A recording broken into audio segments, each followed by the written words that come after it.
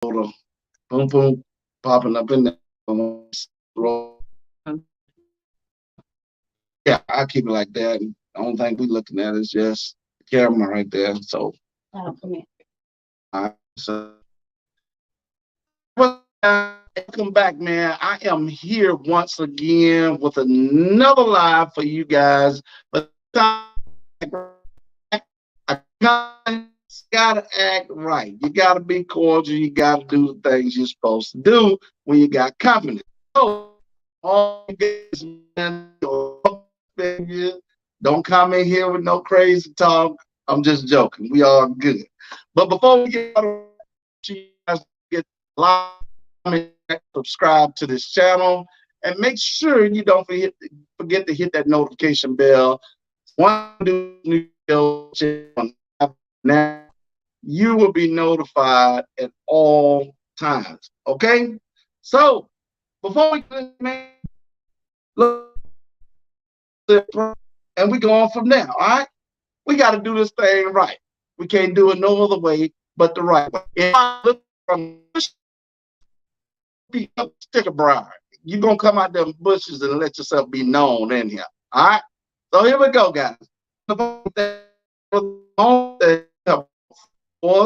We ask now, God, that you will bless the individual that's here with us today, and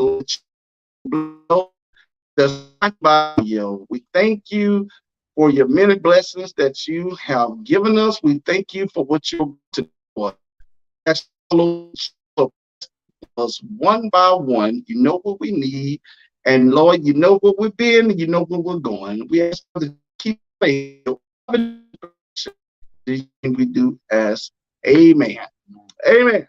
All right, guys. Today we're doing an interview with DeCorey, and I'm gonna tell you guys a little bit about him before we get into the conversation.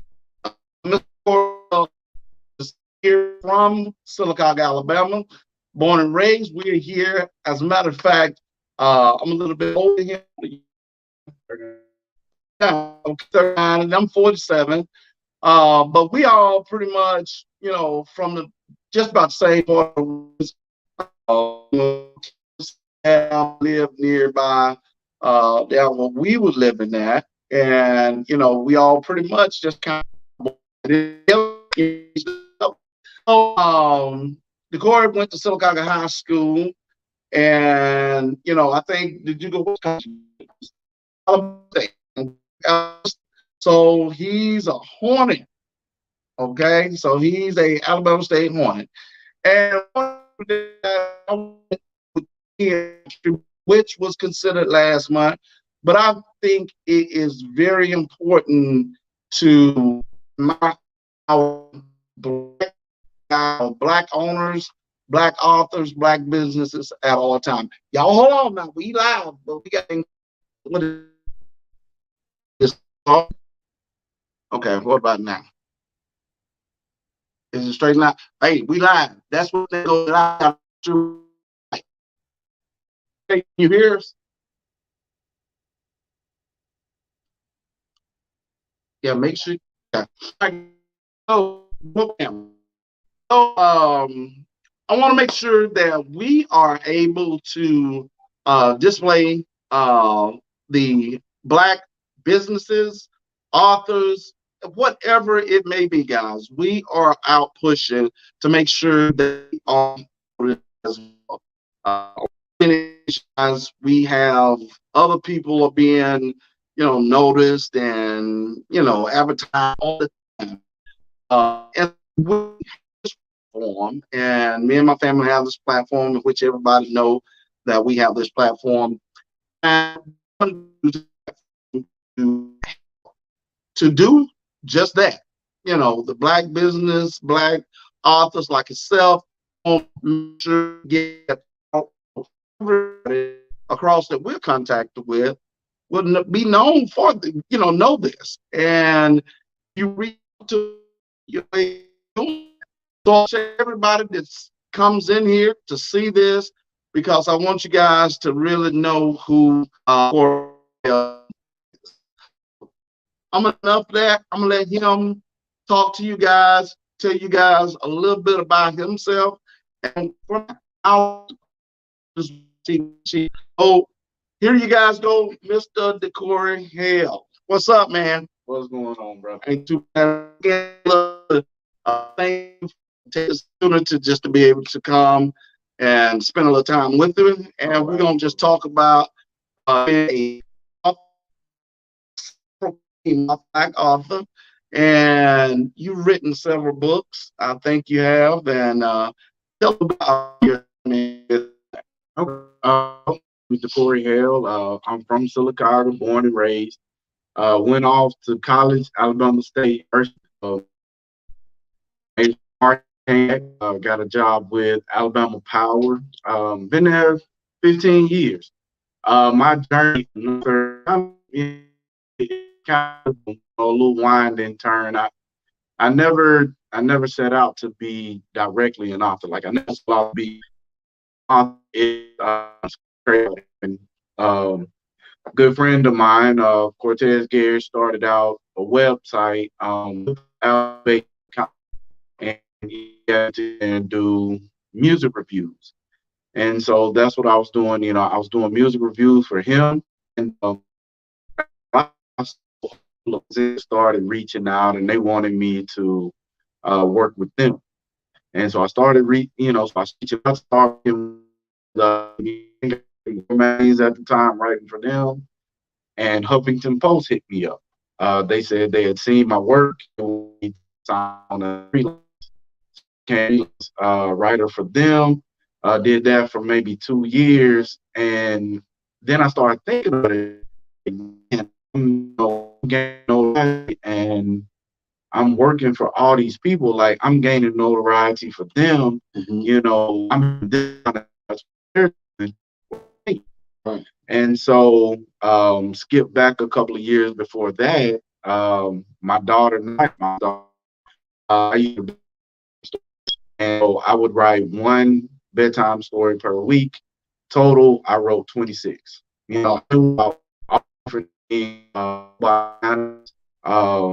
Trips that we took, whatever it was. And so, these stories in the books. Okay. And so, so here we are, about 2016. Told her I wanted to turn, my stories into turn the first story into a book. And she told me says, and my first book is called Ebenezer the Sneezer. And it holds a special meaning, not just but because she suffered from severe allergies. Okay. And so this was a way to learn this. So while I talk to the kids, I try to get them to understand how important it is to know that it's okay to be different. Different skin color, different hair color, different eye color, things we like, things we don't like. Exactly. But more in common than what we have different. So, so I try to get the kids to understand, don't focus on something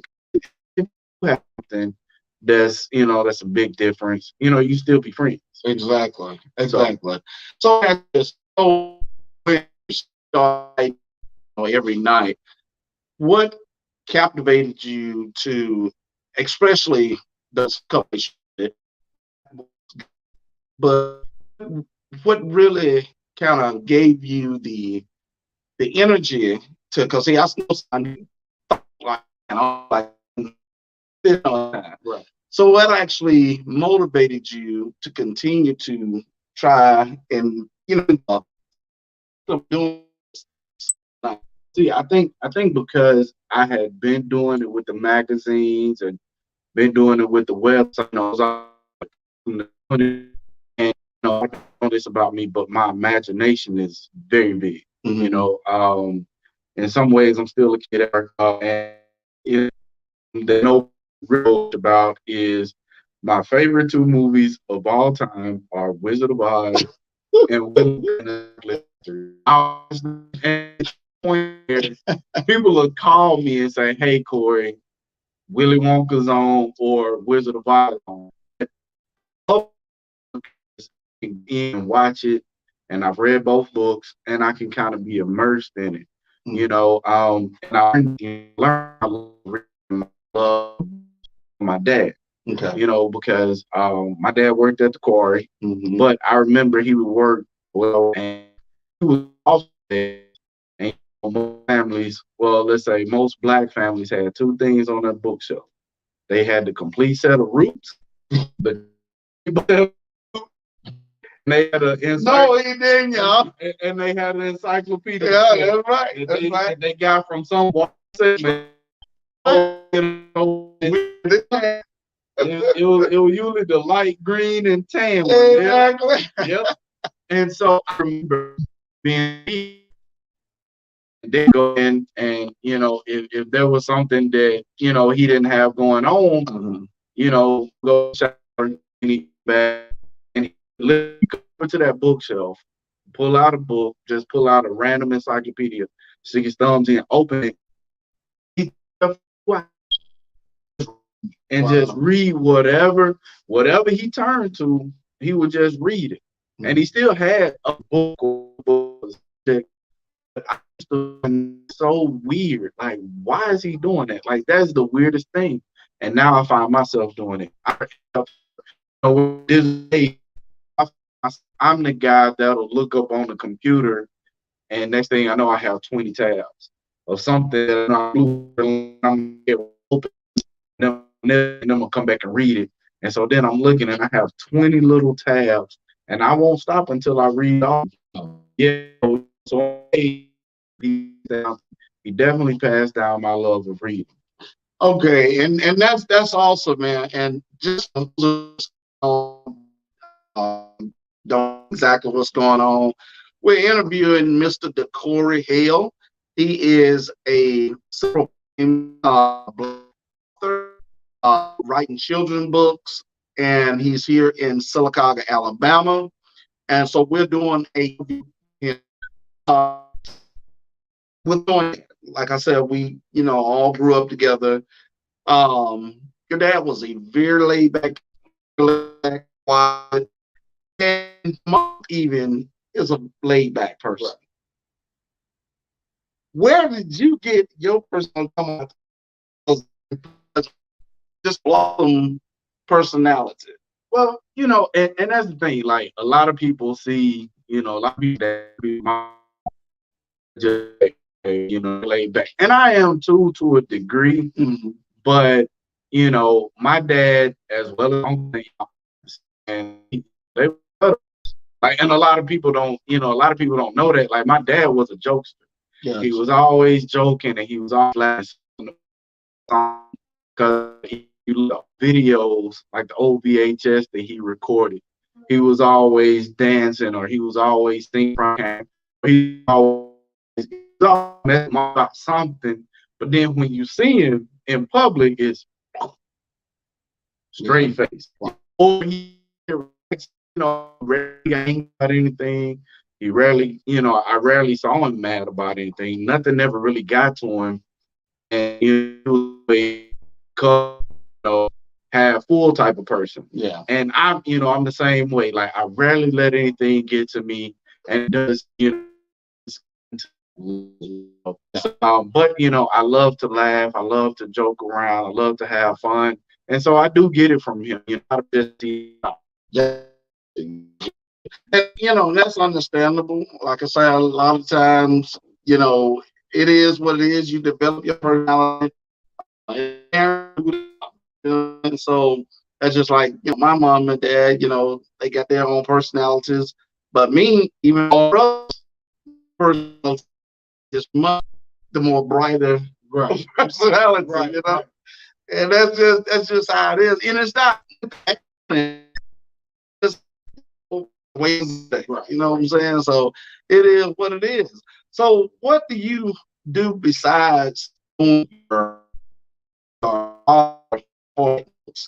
working? Do you have any other hobbies or anything like that? Do you I'm pretty big in the community. I work with SAFE, which is the Sylacauga Alliance for Family Enhancement. I'm on the as for him. I actually do a food giveaway. Every Christmas I do a food giveaway.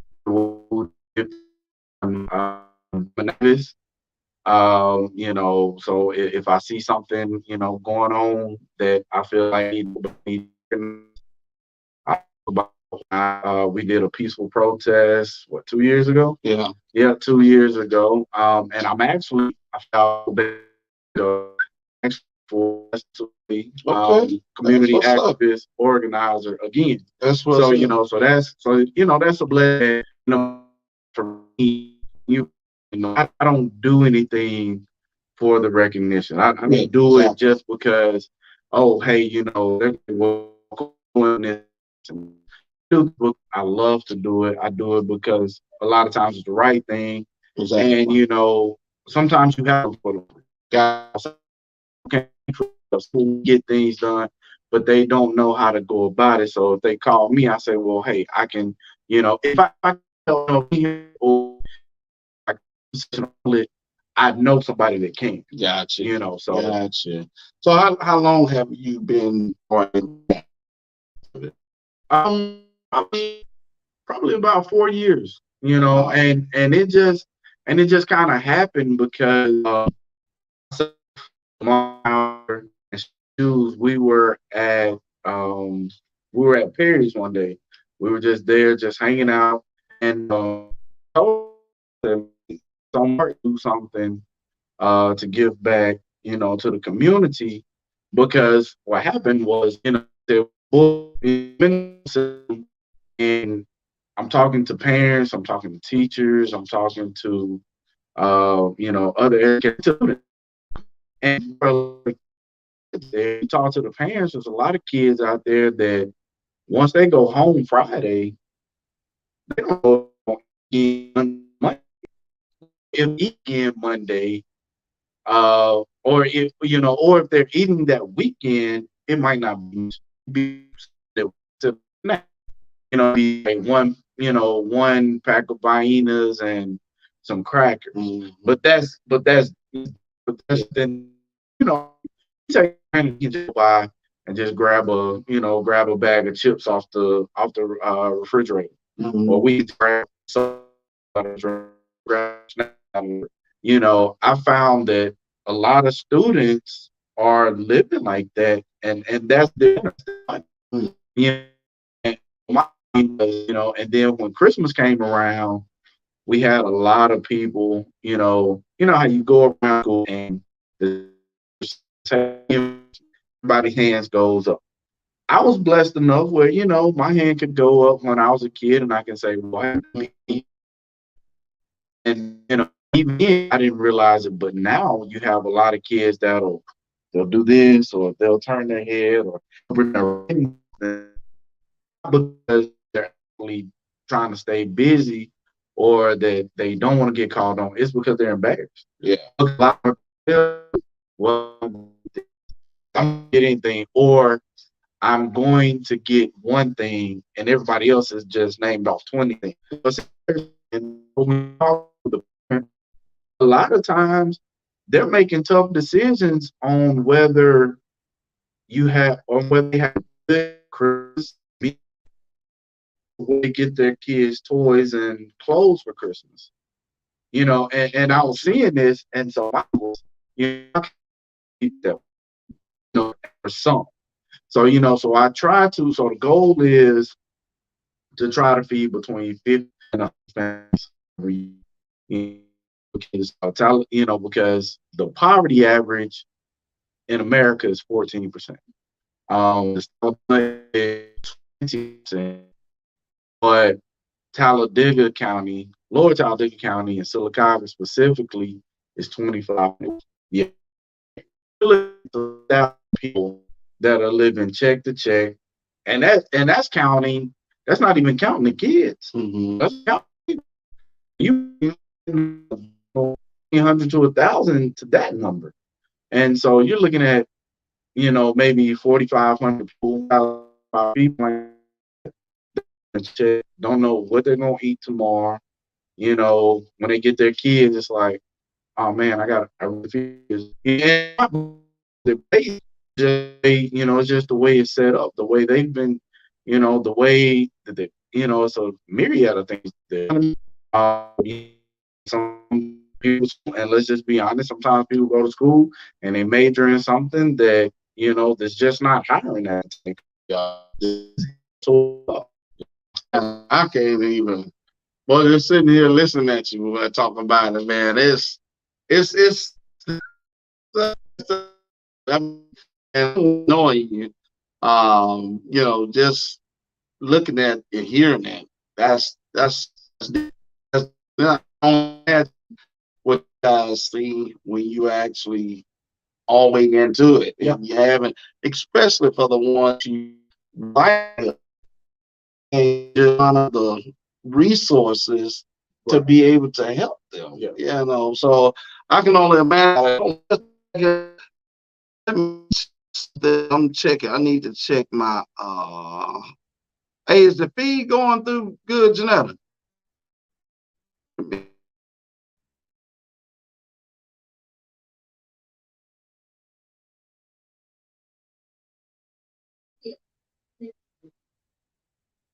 Because I looked at this the Wi-Fi thing up here, and I'm wondering if it's because okay, I turned the Wi-Fi off, so I'm on strictly. For some reason, something must be on that's kind of hurting us on the connection with it. I do apologize for that, Corey. No, you good, you good.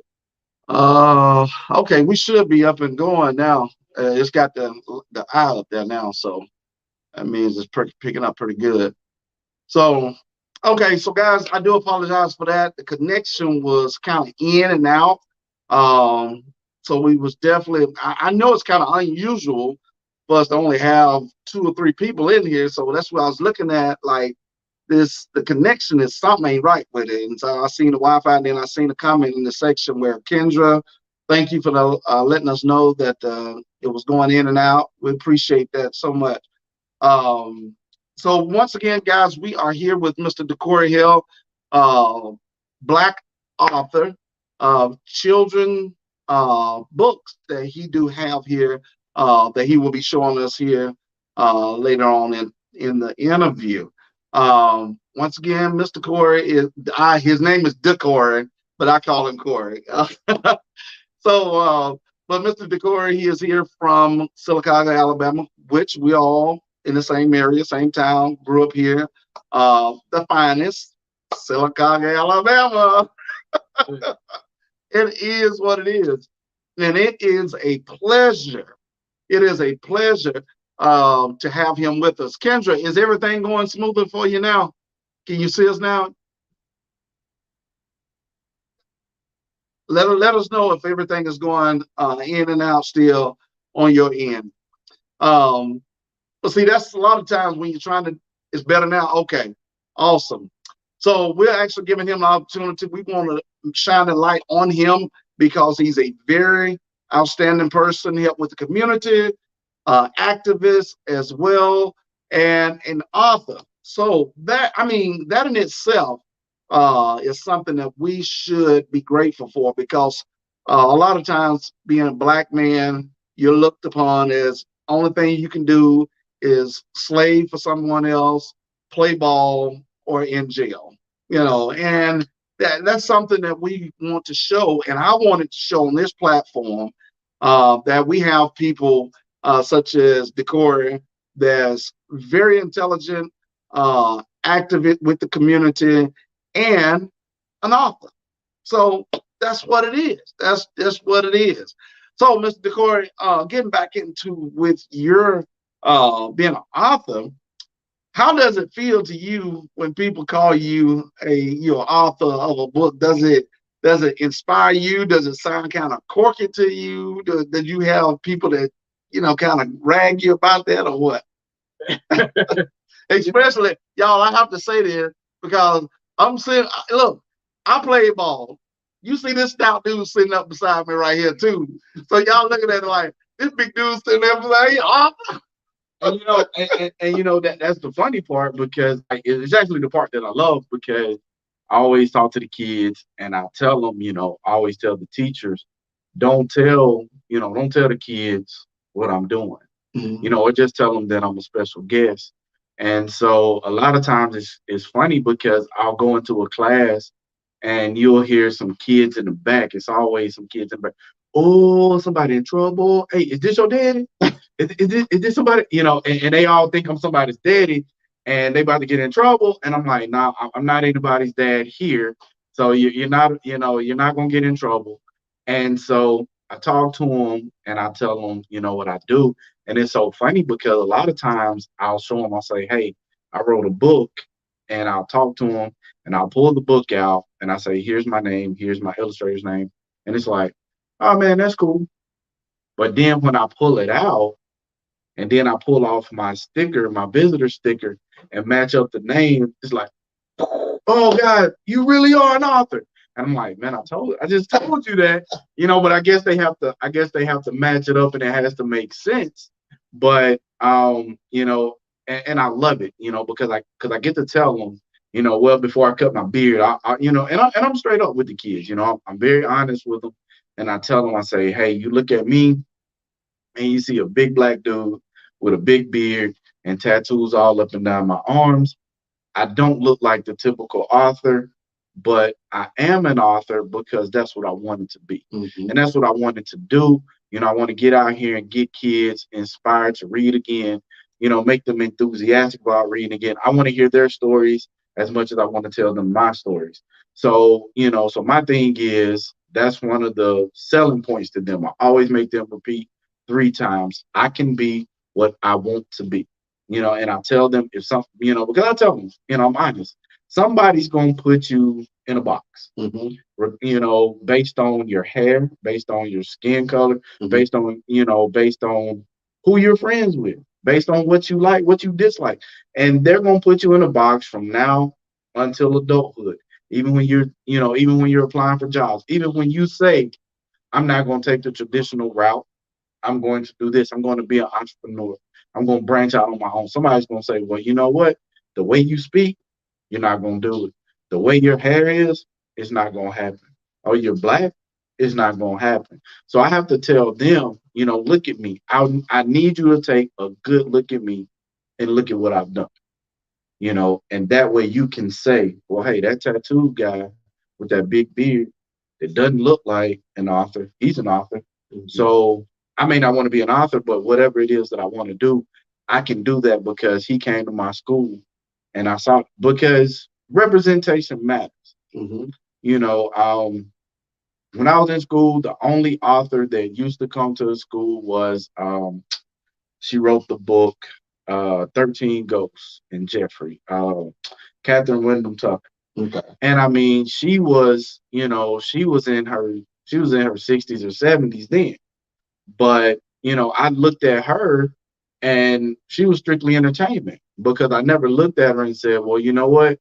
I could do what she's doing, because I couldn't relate to it. It made no sense to me at the time, but for me to get up and be able to talk to kids, they, now they have someone they can look at and say, you know what?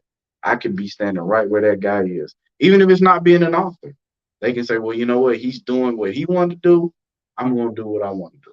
And see, you dealing with that. I would like to know, what challenges are you facing being a Black author?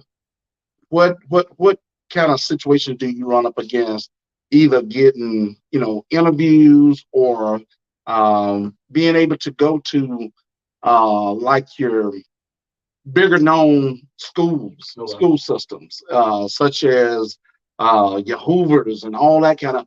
Does it present an issue or problem for you getting invites from those schools such as that? 5 years later, no. 5 years ago, yes. And it's because school systems are kind of fickle.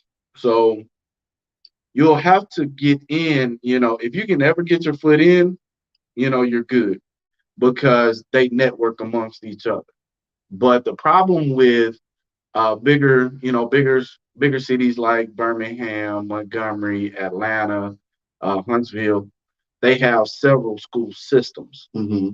So you may go to all these schools in this system, and these teachers may not even talk to anybody or may not even know anybody in the next system.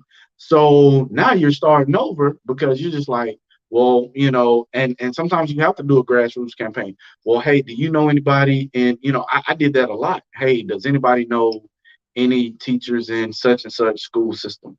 Tell them to reach out to me. Does anybody know a teacher in this school system? And now it's funny because I think we were talking about it before the interview. I've learned because when the dam broke, so to speak, and I started getting booked for a lot of school visits. I was double booking myself. Sometimes I was triple booking myself, like local trips, like Silicotta to Childersburg or Silicotta to Talladega.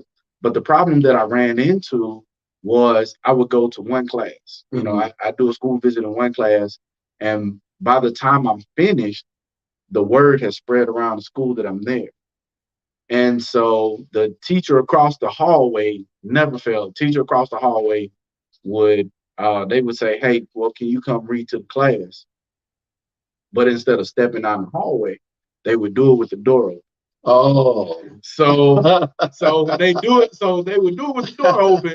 And so now they're like, hey, can you come read to my class? And I have 20 kids looking at me like this. Are you coming? And so I can't be the bad guy now and say no, because I have these 20 kids in my mouth like this. What are you gonna say? What are you gonna say? And so I'm like, okay, sure. And so I come over there and I read to them. We have a good time, but it would it would mess up my timing so bad that I would get on the road and I'm like a NASCAR driver trying to get to the next place because it's thrown me off.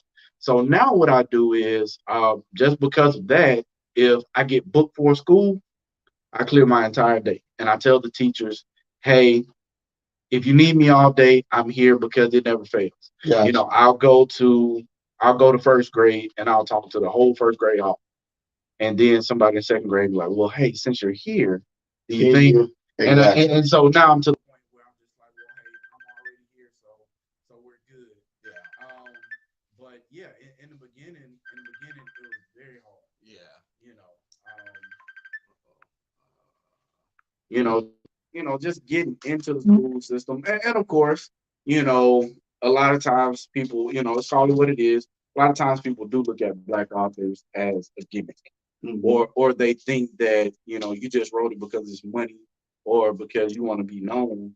But once people get to know me and I talk to people, they understand that I'm not doing it just for the notoriety or so somebody can know me. Exactly. Or, because I think I'm gonna make so much money. I do it because I genuinely love what I do. I genuinely love to get out here and talk to kids and get them excited and get them motivated. Gotcha, gotcha. And guys, I'm gonna show you guys what we got right here. This is just a couple of books that you guys can see that Mr. DeCorey, Hale have written, and we'll get into that shortly. So I just want you guys to actually see that. Now, how disappointing is it, as well as you know, as well as myself know, Black people a lot of times do not want to read. Right. We just do not want to read. Right. If we can get by the easy way and sign something, keep going, we'll do just that. Right.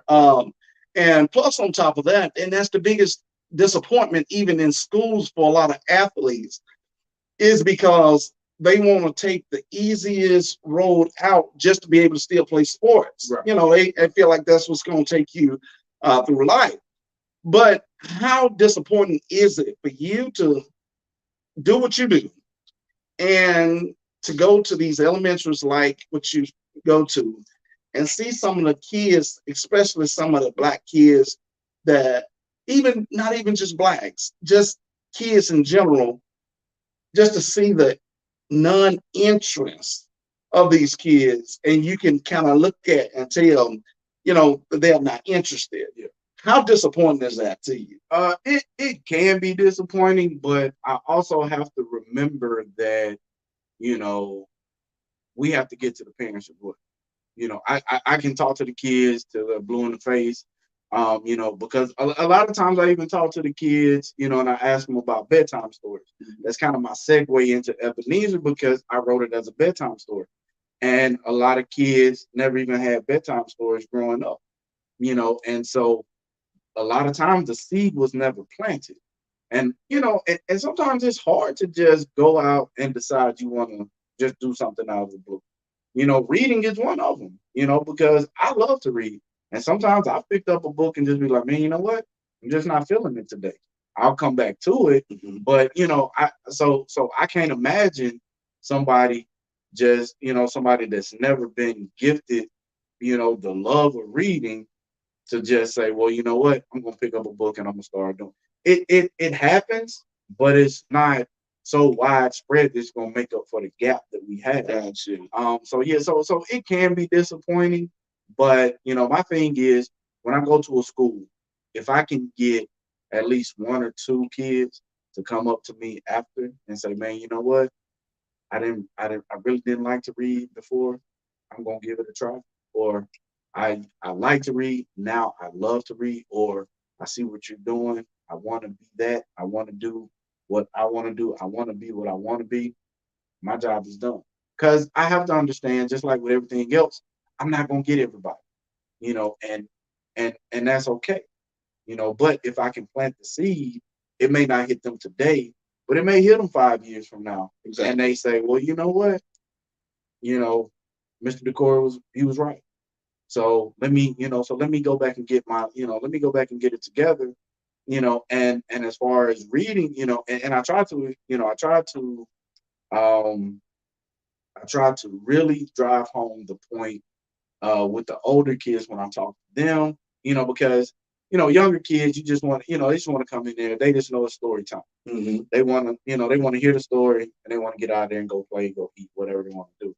But when I talk to the older kids, I try to stress the importance not of just reading, in your leisure, which is a good thing, but a lot of them do want to be entrepreneurs. A lot of them do want to own their own businesses. They want to do their own thing. But at the same time, can you read a contract? Are you signing your life away? Exactly. And you don't know it, because somebody put a word in there that shouldn't have been, that, is detrimental to the rest of the contract. Exactly. Or they put this word here when it should have been there. And now you're basically working for free. So I get them, so I have to get them to understand that literacy, that the gift of literacy is not just, fairy tales and rainbows and, hey, we're going to have a good time. Exactly. But it's important, it's vital in the real world, to survive. Exactly. Even with buying a car, buying a home, buying, whatever, because they, because we know. Exactly. We know. I mean, we know how home contracts can be. We know how car contracts can be. Yeah. Somebody can slide some words in there and now you're paying double interest and now you bought the car three times by the time it's paid off. Exactly. Because you didn't read it, or you have such a disgust of reading, you're just like, you know what? Or you're just that excited to get it that you just say, well, you know what? I'm not even gonna take the time. Wow. So, and see, and then too, we have to understand too, we have to call it like it is. Reading it, now we look at it, people don't look at it as being important, especially younger generation. But back before my time, your time, when it was segregation, slavery was going on, the white slave owners and all of that, they knew that reading was something that they did not want the Black Americans to do. Right. They did not want them to understand what was going on. So therefore, if they found out that they was reading or trying to learn how to read, they would actually kill them. Yeah. They would actually hang them or do whatever necessary, burn up the house, and some of them a lot of times will have to hide, or sneak off to learn how to write and read. And so that in itself goes to show you that reading is actually, that's the master key. Right. That's the master key to success. And we have to be able to do that. But with us coming up, and I say us, meaning the African American, community, stressing the point of reading is a must. Right. And we as parents, is even having children, I feel like it's important for us to take these video games and phones away from our children and allow them to get in a book that put them in a position where they have to read. That's just like on like looking up answers for something. Now they can only got to do is Google it instead of getting a book and reading to find where the answer is. And so in which a lot of times they feel like, oh, that's just, I mean, it's like a punishment to read, and it's not. It's Right. Only thing it is strengthening your mindset, your intellect, to try the ability to understand people, even the way you speak to people, the way you can hold a conversation. I mean, they don't understand. That strengthens your vocabulary. You being able to sit side by side like you and I, and know how to help hold a conversation without stumbling all over your words. Or I hear you say something and I'm thinking in my head, what did that just mean? Right. Or what am I going to say next? Yeah. How do I answer that? Yeah. So, and I'm quite sure that you have definitely seen that, man. Being an author, that really kind of just shine the light on so much dealing with people. I mean, so much. Now, what we got here, tell us a little bit about your books, and tell everybody on the live here what you have written and a little bit about your books. Okay. Well, the first book, as I said earlier, Ebenezer the Sneezer. It is a book, dedicated to my oldest daughter. She suffered from severe allergies. So, like I said, it's basically a day in the life of the main character, Ebenezer, and the things that he sneezes on. And it not only introduces nouns, but introduces adjectives, and verbs.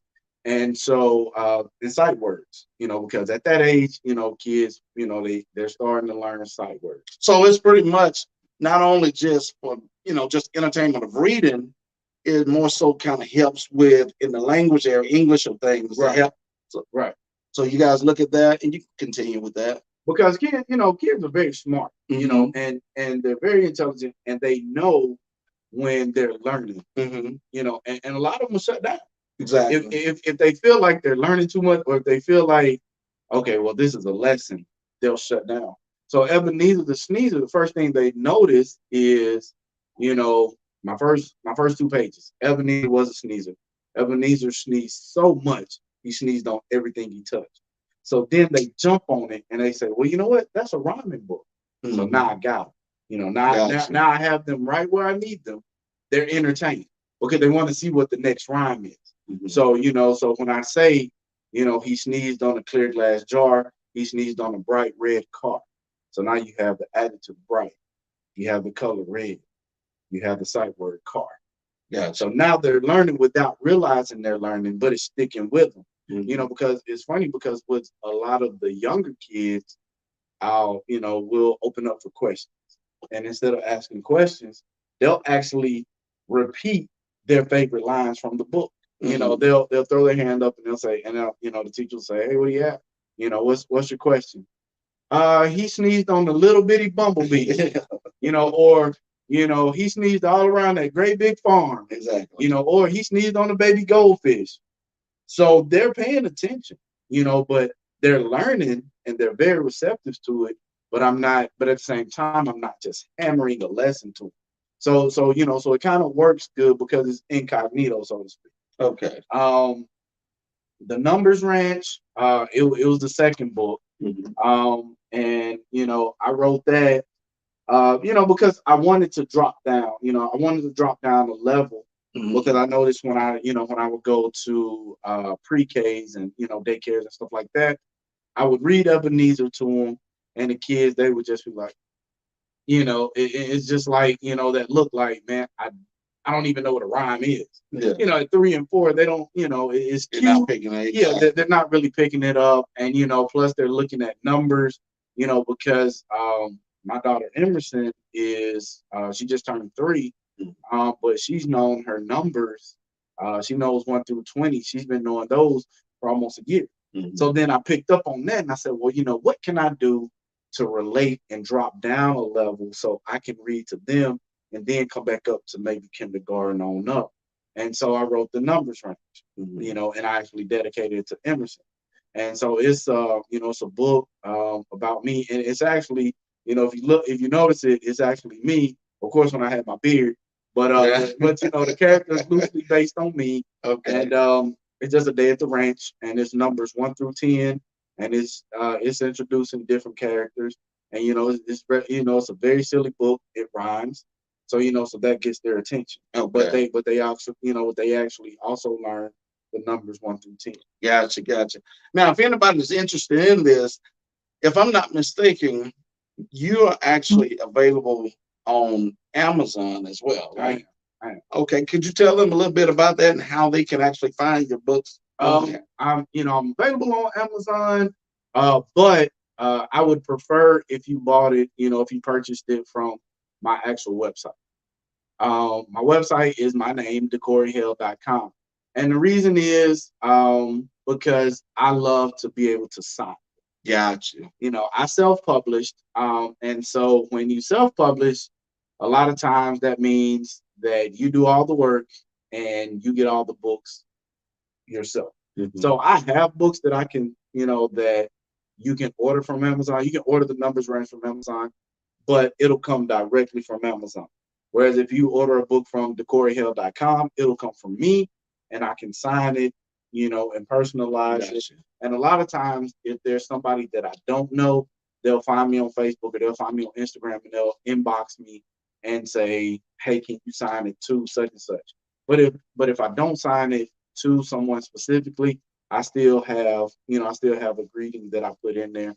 You know, and it's just it's just an extra touch to kind of make it special. Make it so special. You know, because anybody can just send you a book. Gotcha. You know, but how many people can say, you know, what the author signed is? And I love it, you know, and I love to be able to do that. Gotcha. And like you said, guys, you guys can also find him on DeCoreyHale.com as well as Facebook. Now, do you have any other? Are you on Instagram or anything like that?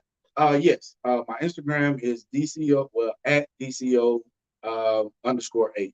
Okay. And on we'll make sure we put that in there as well. Okay. And on Facebook, I also have my personal page, DeCorey Hale, and then I have author DeCorey Hale, where I go in and, you know, I not only tell where I'm going to be, but also highlight other authors and like, you know, this is Black Children's Book Week, as you know, in conjunction with Read Across America Week. So, you know, so I post a lot of articles there, and then also have the DeCorey Hale Community Organizer, where I post things that I'm doing in the community, things that are going around in the community. So gotcha. Now, quick spin on things. Besides doing your author, you know, your writing and so forth, far as on a spiritual level of things, how does that connect with you relating that and being able to help you to, because you have to have a passion, and a passion does not come from just anywhere. Right. So on a spiritual level of things, how does that help you in a sense of being a author and, you know, kind of help give you that sense of, you know, communication with knowing what to write, how to write it, and to get that feel of, you know, these children like this, or, you know, per se, anybody? Well, honestly, I mean, it's because I prayed about it. Okay. You know, and even before I started the process, I said, well, Lord, you know, what exactly do you want me to write about? How do you want me to go about it? You know, put people, you know, please surround, because I didn't have a clue. My books were literally just things on a sheet of paper. You know, they were just words on a sheet of paper. And it's so crazy because one of my main lessons to people, you know, to the kids, are to never give up. I had someone 6 years ago and she was very high in the Birmingham school system and very high in the state school system. And she actually came up to me and said, well, hey, your mom was telling me about you wanting to write a book. And so she said, well, I know this person and that person, and I'm connected, on these levels. And she said, so I tell you what, she said, get with me next week. Well, get with me next week turned into get with me next month, which turned into I'm just going to completely avoid you because I really don't know what to tell you. Like, it's almost like I told you this, but I really didn't think, or I really didn't hope you were going to follow through. I just said it to sound good. And so, the way I relate to the kids is, when we were kids and we were playing basketball, we're about to lose. What we do? Take the ball. Well, if I'm gonna lose, nobody's gonna finish the game. Or playing Nintendo. Man, I'm about to lose. Cut the game off. But I always tell the kids, I always encourage them to keep playing. No matter what it is, keep playing because you never know how it's going. You never know how it's going to turn out.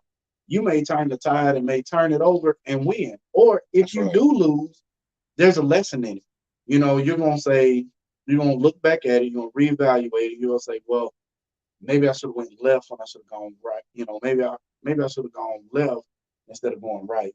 Or maybe I should have, maybe I should have done it this way versus that way.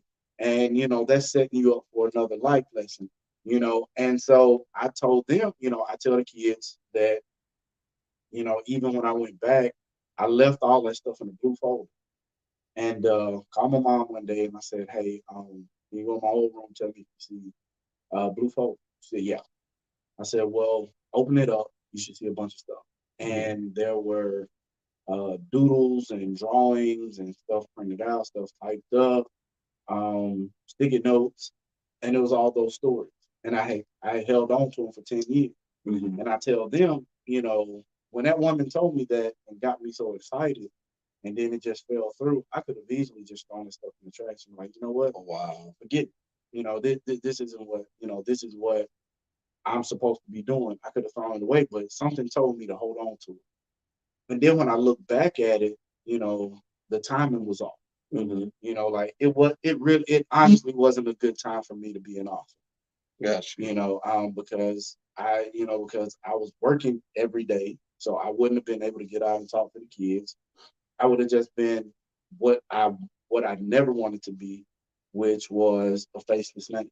I never wanted to put books out. I never wanted to write books, and then people say, "Oh man, Corey writes books," and then somebody say, "Well, have you ever seen him out in schools?" No, but he's writing books. I never wanted to do that because kids, they thrive off interaction. Yeah. It's a lot different from writing a book that's adult themed or for adults, because if if you need help with a relationship or mental health or something like that, and I write a book or I write a relationship book or I write a mental health book, you're going to get that book and you don't have to see me. I never have to come to your house and talk to you.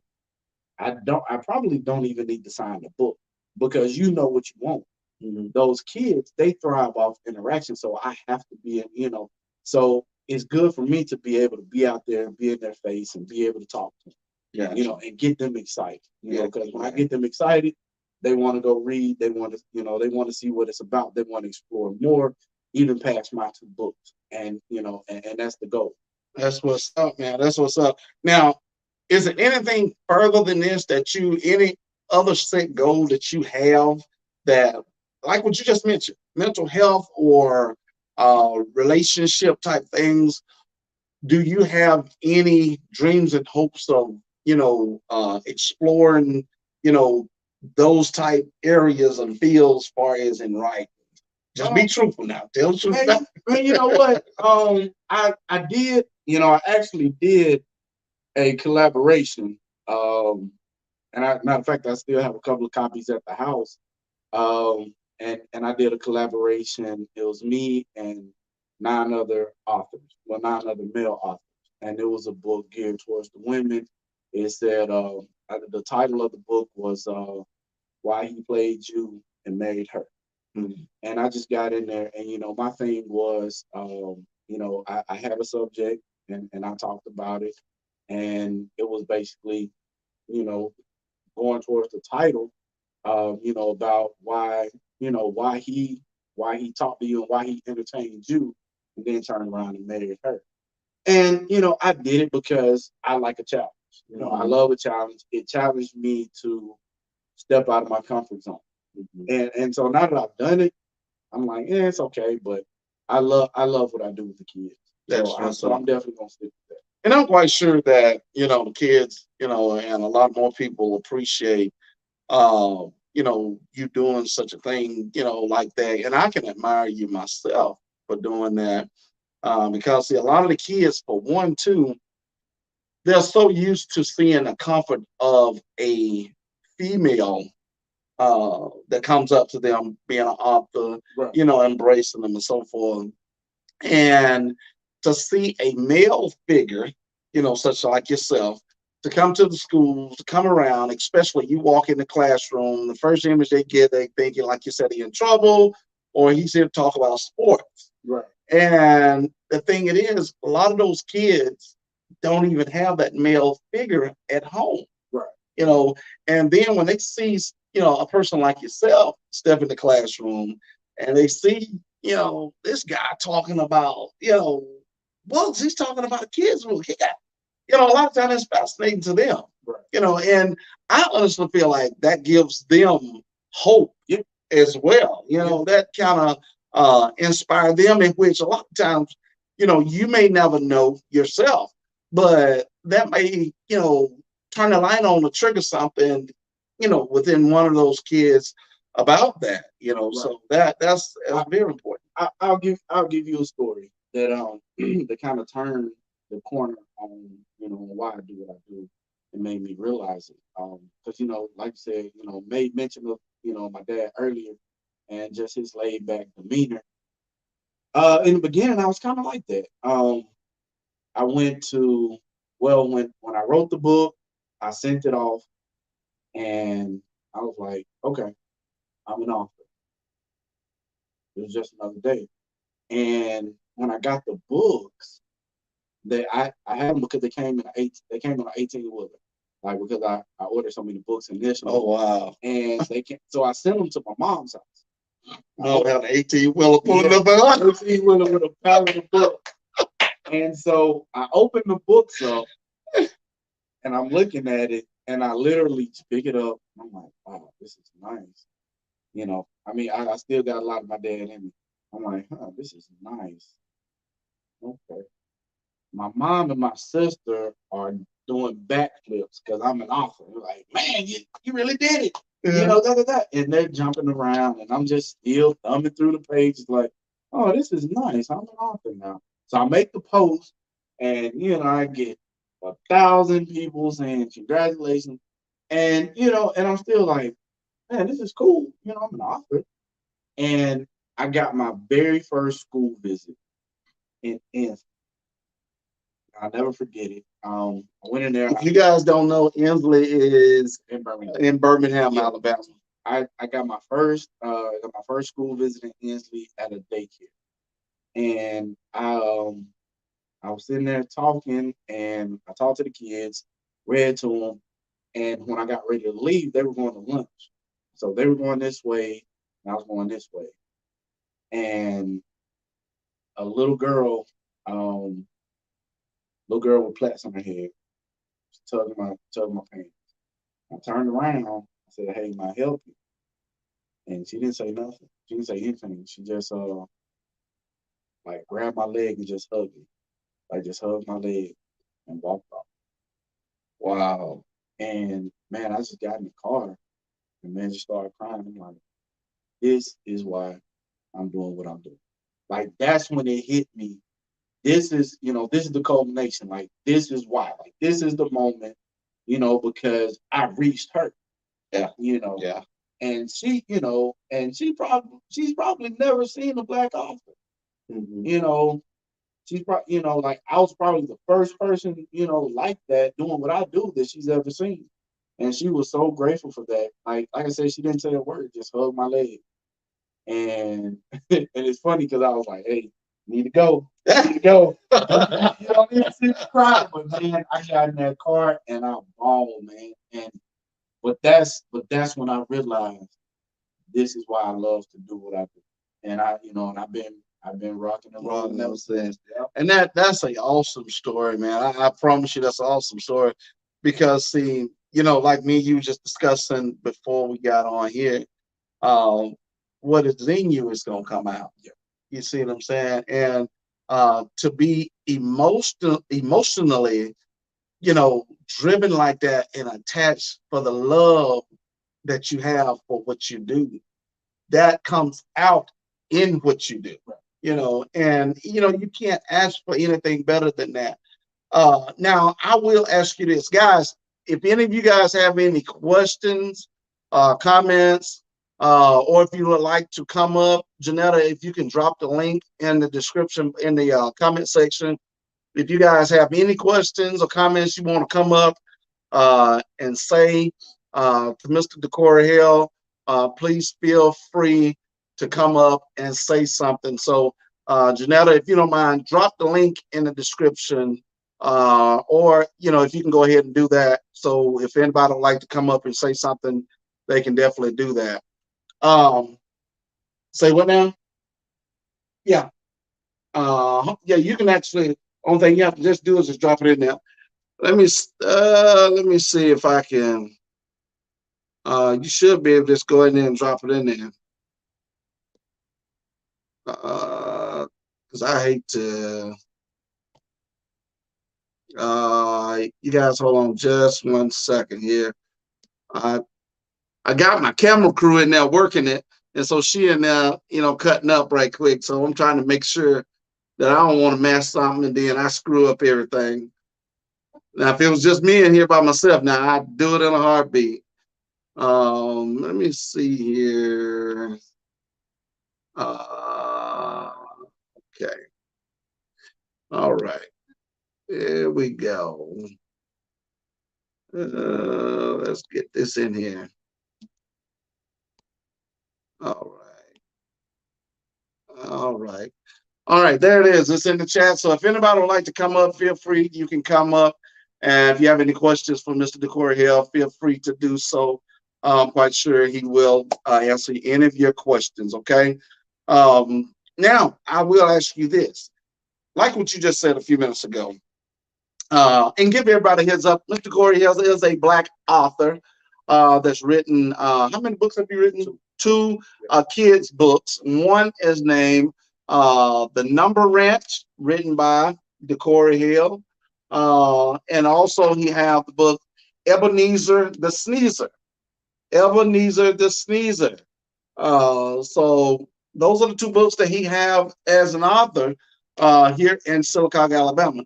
Now, you mentioned just a few minutes ago, once you became an author, got the title of an author, and so many people, and this is the kickback on it.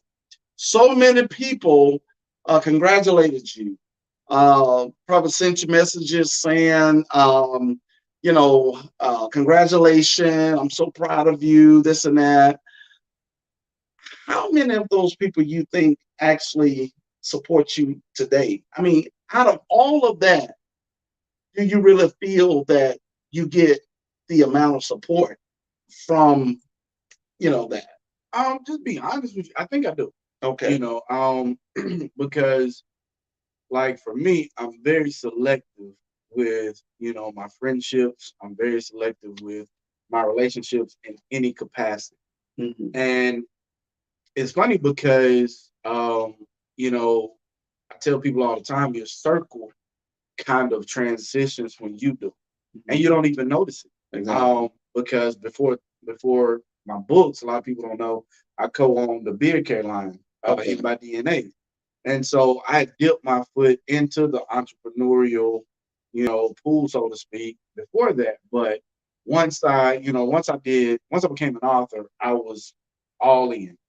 And so it's funny because it's almost sudden. Like you literally wake up one day and like I woke up one day and I was just looking at my friends list and now all of a sudden I'm surrounded by entrepreneurs, authors, Awesome. people, business people doing, and and just to be honest with you, I wasn't even aware. Like, I don't even know when the transition happened, when I started losing the other, the other people that I've never talked to on social media, the quote unquote dead weight, and started associating with these people. Like, it just kind of happened, because there was nothing intentional. Like, I never really sat out and said, well, hey, you're dead weight, you're not doing anything for me, I'm gonna cut you off, or I'm gonna get rid of you.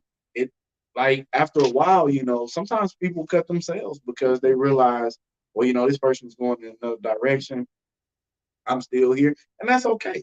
Because growth sometimes requires us to cut things off. That's right. Cut people off.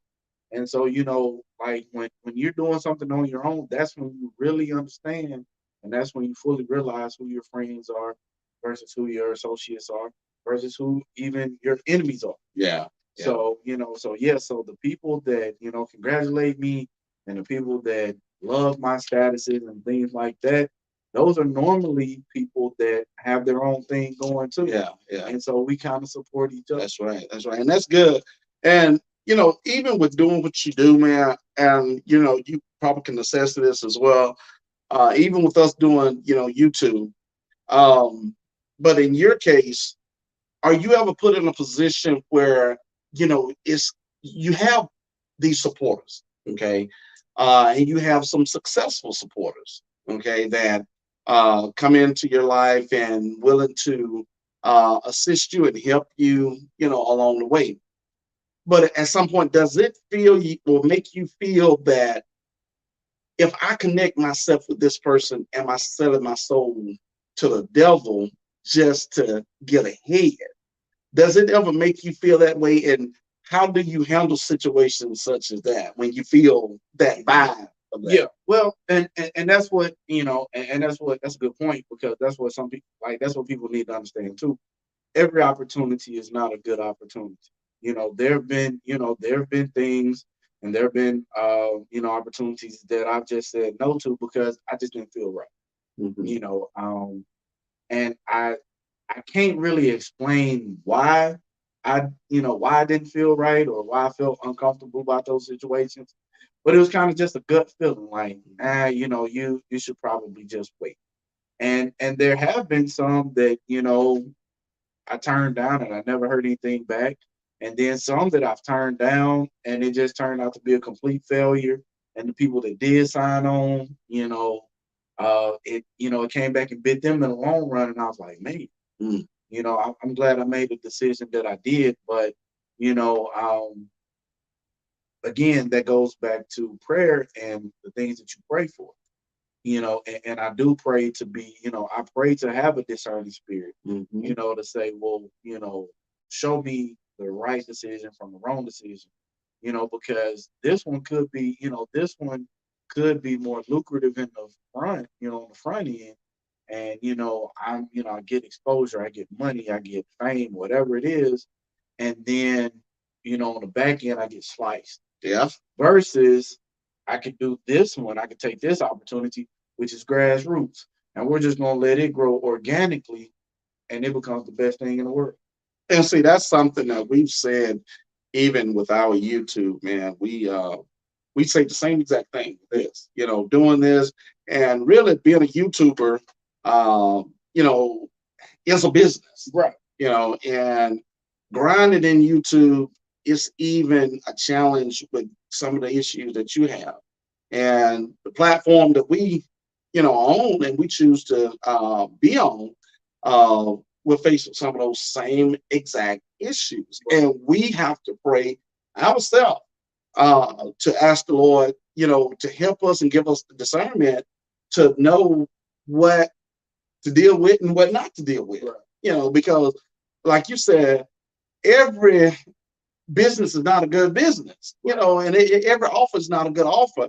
And all because it's all smiles and, people patting you on your back. Right. That's not always a good deal for you, because like what you said, in the long run, it could cut you in the back. Yep. And you be sitting up there bleeding out your back and you don't even know why. Yep. But you go back and think, I involved myself with a situation in the beginning, it looked all gravy. Now it's messing me up, So That's something really, really important for. I feel like anybody should really be concerned with and be aware of, not to be so quick to be caught up in the hype of things and understand exactly what you're getting yourself into. And it all goes back to reading. You got to know how to be able to read people.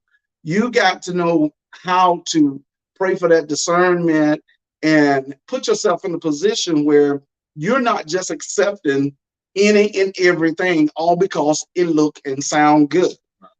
Because you're looking at it where it's going to benefit me, but you're not looking at the repercussions of it. Okay. So you have to really think about that. Now, what encouragement or what advice would you give to a young author or someone like yourself that just started out fresh? What could you say to them that might listen to this video that will encourage them to continue moving forward with doing such a thing? Because authors is you have to be a special person to be able to do all the author. It's a special breed, honestly. Yeah, it is. But I would say just persevere. Stick through it, because you're gonna have, even you're gonna have writer's block. You're gonna have days that you Now hold on. What is writer's block? Explain that, because you lost me when you say writer's block. Writer's block is when when you sit down, and I've done it before. I've sat down, I've had my pen here, had my paper, had my laptop, and I'm like, okay, I'm ready to go. And it could be like a blog that I'm working on. And I'm like, okay, I'm ready to go. And I type in the subject, and I don't get past it, because there's literally a mental block, and I cannot even think of what to say. Wow. Because for me, I know a lot of people, they do outlines. They say, well, hey, I'm going to do this is going to be the first subject, number one, and then I'm going to talk about A, B, and C. Number two, I'm going to talk about A, B, and C. For me, if I can get that first sentence on the page, I can freestyle it from there. Wow. But sometimes I can't get that first sentence. Like, I cannot get that introductory sentence, and it's hard. And so I'll just sit there. And so what I've learned to do, because I've sat there, an hour or two and just try to figure something out. So now what I do is, if I have, I still have it as rare, but I will. And when it happens to me now, I'll just go sit down and go do whatever I'm doing and just resume life as normal. And then when I do get the idea, when I do get that spark, I'll say, okay, well, let me come back to it, because I'm ready to go now. And and the good thing about it, cheap plug here, I love my note. Like, I have a Samsung Note, and I've had a note in some capacity for the past 5 years. And I love it because I can link it directly to my phone. To my computer. I can link it directly to my note tablet, and it's more of a business phone. Gotcha. Everybody has games on their phone, but this one, it's got the Microsoft Office suite on it. Wow. It has the stylus. So if I want to do, I've been traveling before. It's just like, man, I need to get my blog out. Get on there, get in PowerPoint, or get in Microsoft Word, or get on Blogger, and just do it, because it's more of a computer setup. Gotcha. Than actual, hey, I'm just on here texting. And so and so that's that's helped me out a lot. And so that goes back to the main point: persevere.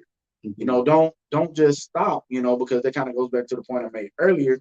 Don't throw it away, because right then, you may have a lot on your mind, or you may have some stuff that you may have some other stuff that you're dealing with or that you're going through, and it's just mentally blocking you from thinking about what you need to. So take a minute, relax, get your thoughts together, and come back and do it. And another thing is, reach out to somebody, ask for help. Because and I always tell people, I give people my card, I give people my number, and I always tell them, I'll help as much as I possibly can, because I remember how I felt to have a mind full of dreams, mind full of ideas, and had no idea where to go.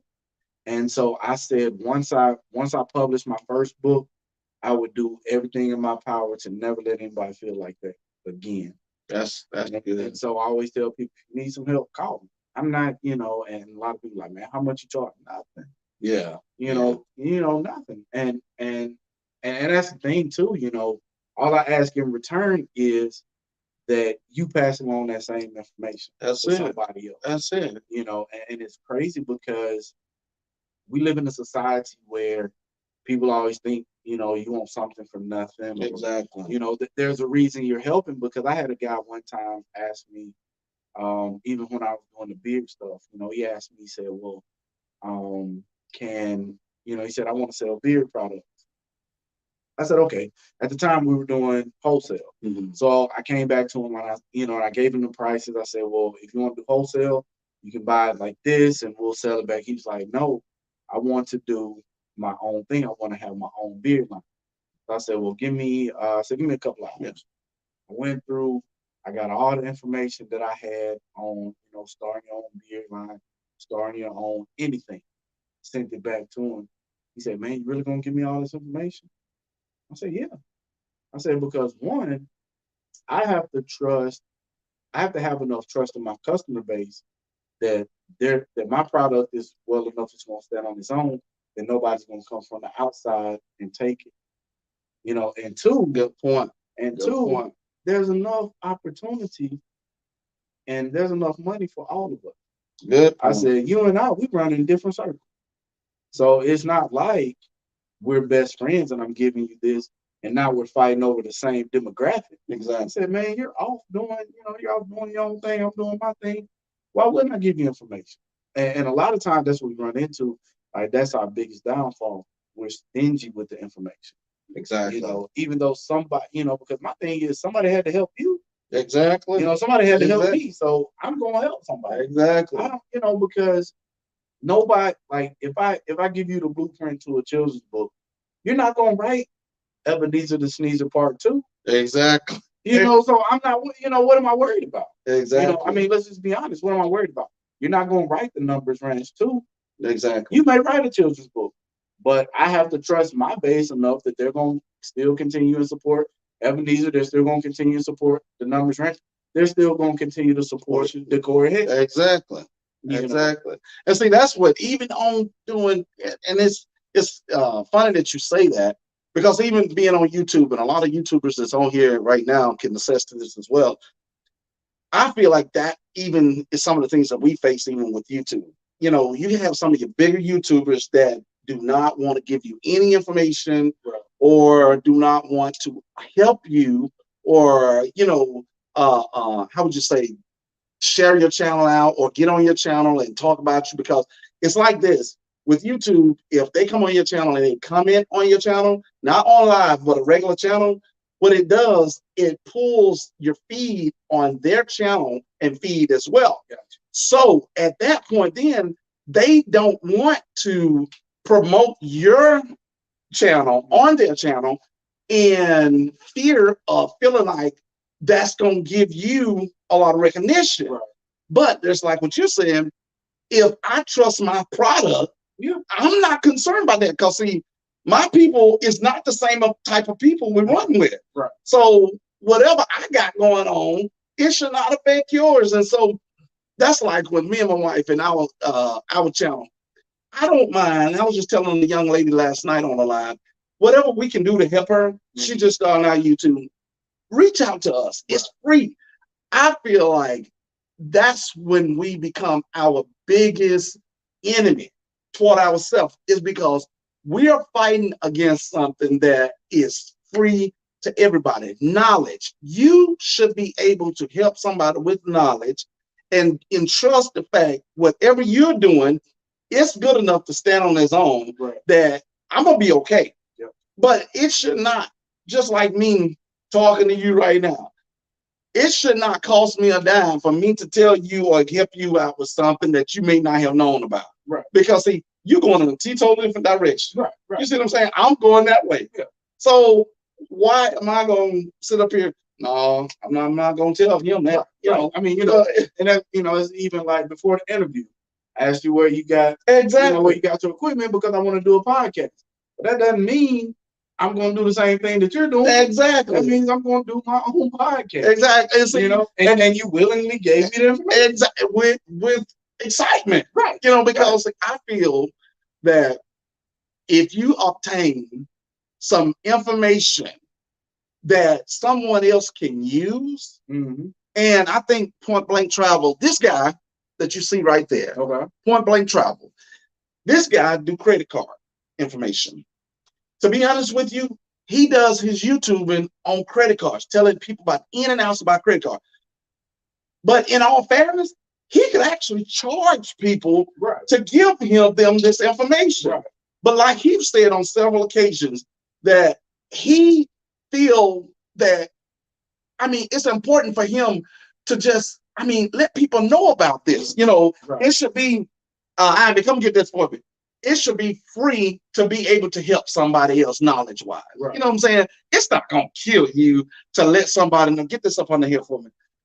It's not going to kill you to let somebody know, hey, don't get this credit card because there's too much interest on this. So that's or get this credit card. So, you know, I mean, but when we go getting stingy like that, now I think we're becoming our biggest enemy because we're fighting against our own self to make sure you don't open your mouth too much.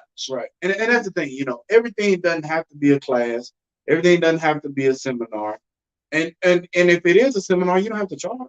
Exactly. You know, you can just say, well, hey, you know, let's get together and let's work, because honestly, my mentor, Carol Atkins, like I said, she lives in Atlanta. Now she charges for her services because she does things that I don't know how to do. You know, she showed me, like she did the editing, she did the public, like she showed me how to self-publish.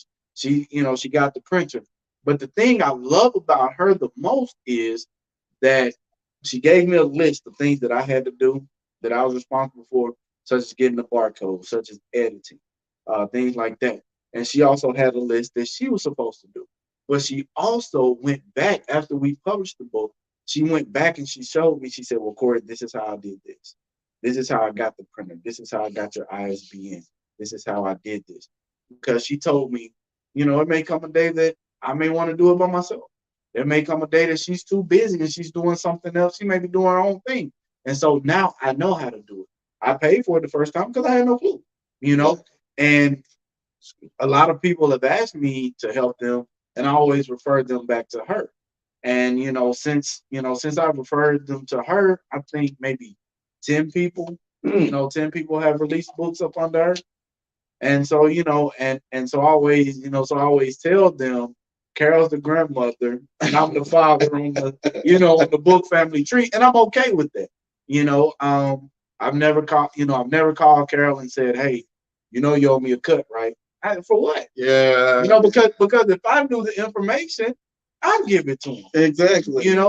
And so that's just how we rock, but she's the one that I trust. And so when somebody asks for the help, I say, well, hey, first person I say, Carol Atkins, I'll send you her information. Exactly. And a lot of times too, it disappoints you so bad when you freely help someone and they take what you've given them and they're turning into a monetary gain. Right.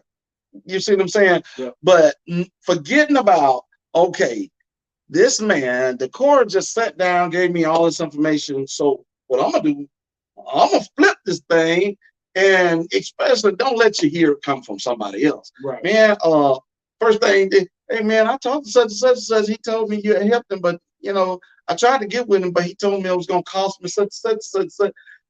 I mean, that's it just insane to me. Yeah. Yeah, it just hit you at that point, like, I mean, why would he do that? It ain't saying you're gonna try to shine, on that person in front of the person telling you this, right. But at the same time, it make you want to talk to him and say, man, why would you do such a thing?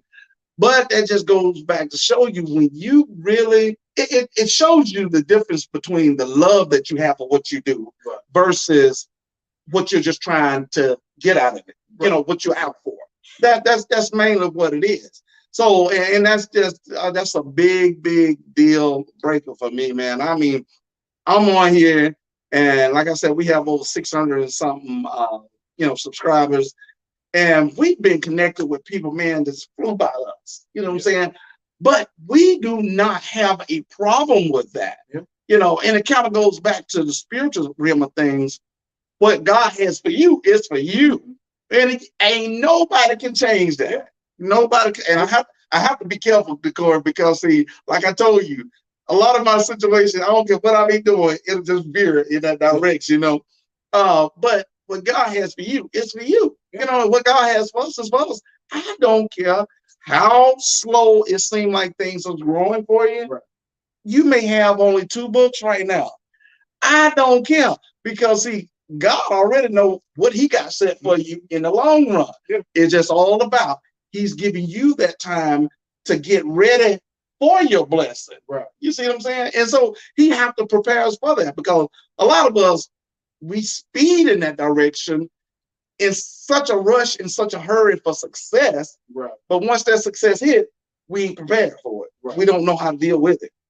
And so, and that's something there that we have to be prepared to know how to handle success. Right. And because see, just as quick as you became successful, it's just as quick as you can fail it.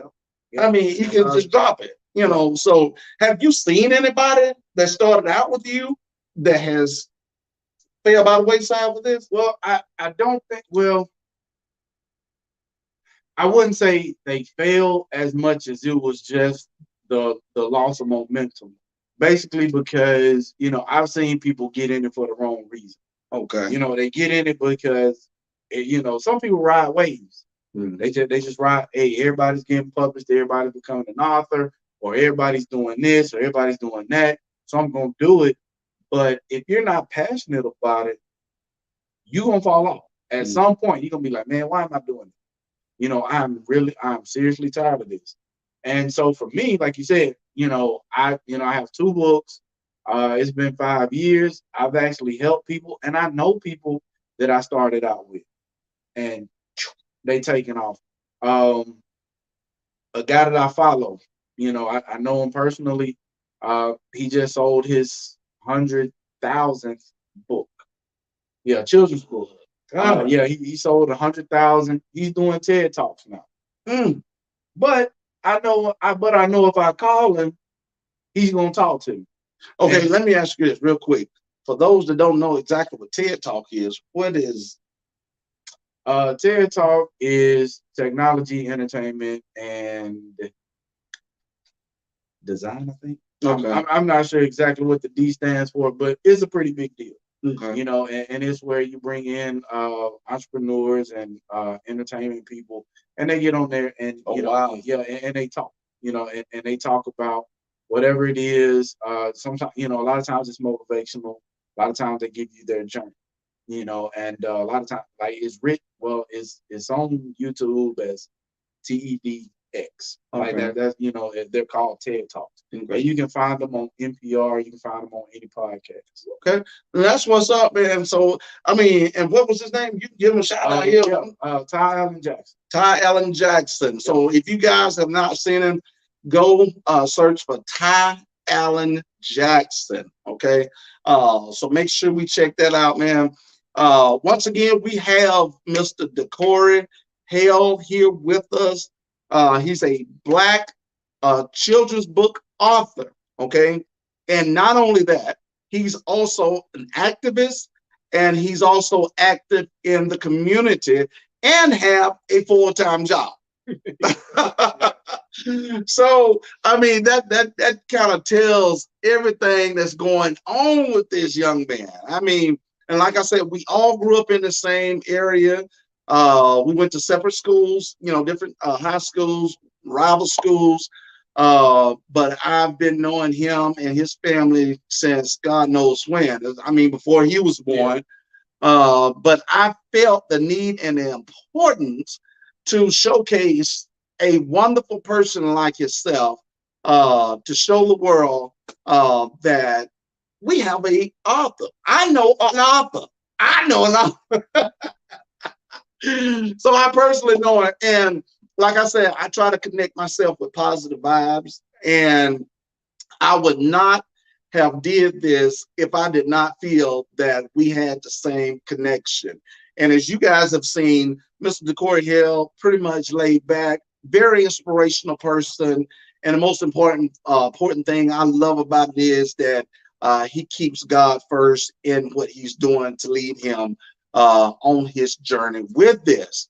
Before we get any further into this, I want to present something that you tell Mama to bring me that. Okay, you got it right here.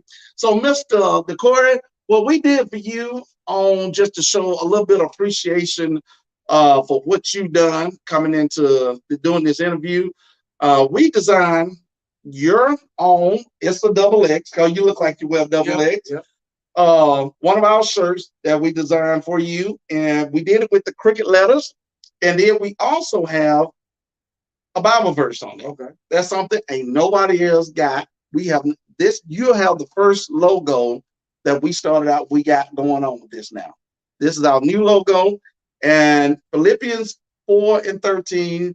I can do all things through Christ who strengthened me. So we got that on there for you. And then we got the logo on the sleeve as well. And on the back, we got the cricket letters with our logo and everything on the back of it. So we're dedicating this. And if you guys can see that, that is his shirt that we're gifting to him. And there you go, Mr. DeCorey. I appreciate it. I can't wait to win. So we definitely appreciate it. What is it, baby? What is it?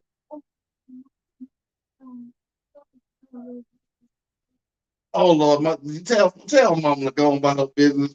But anyway, we definitely want to appreciate you for that. We appreciate you for coming out and talking with us, man. And anytime, if anything comes up that you would like to showcase on live on YouTube or whatever, feel free, reach out to me, or I can reach out to you, man. I would love to have you.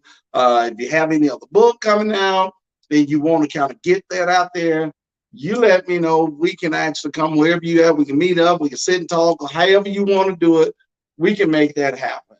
But once again, I definitely appreciate you for coming on here. And I appreciate everybody that came on tonight at the last minute that we've done Mr. DeCorey Hale's interview with this, but we will publish it put it on YouTube and Facebook as well. So you guys make sure you go check Mr. DeCorey Hale out, DeCoreyHale.com. And as well, tell them how they can get in touch with you on your other social medias as well. Like I said, DeCorey Hale on Facebook, author DeCorey Hale on Facebook, DeCorey Hale community organizer on Facebook, and on Instagram at DCO_H. Okay, and also if they want to try to purchase either one of these, they get in touch with you as well, right? DeCoreyHale.com, DeCoreyHale.com. Okay, guys, you guys have it.